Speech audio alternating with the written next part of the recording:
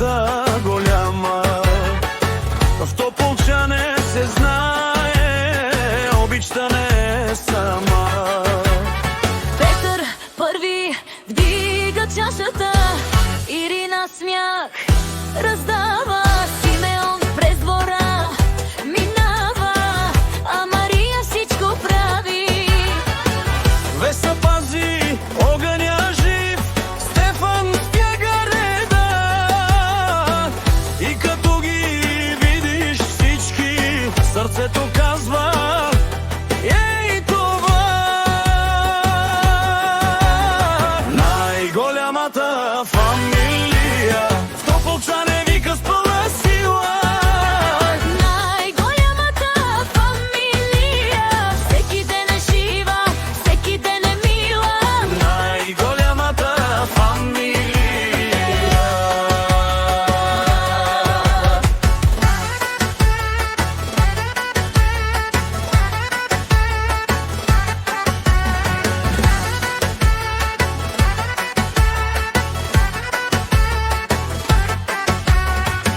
На софрата има място за усмивка и за гост. Една дума, един поглед и се вдига целият мост. Петър, Ирина, Симеон, Мария с кръст на длан. Веса, Стефан, все напред, като корен, като бран. Който влезе не си тръгва, що му сети тоя дух.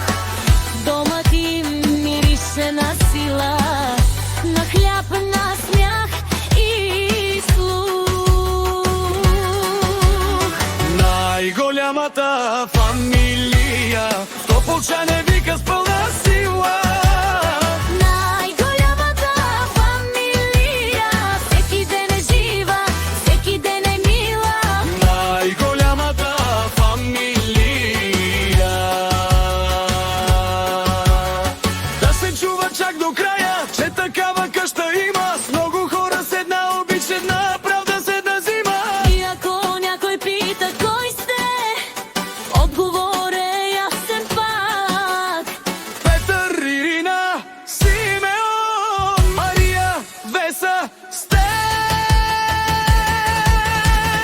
зна.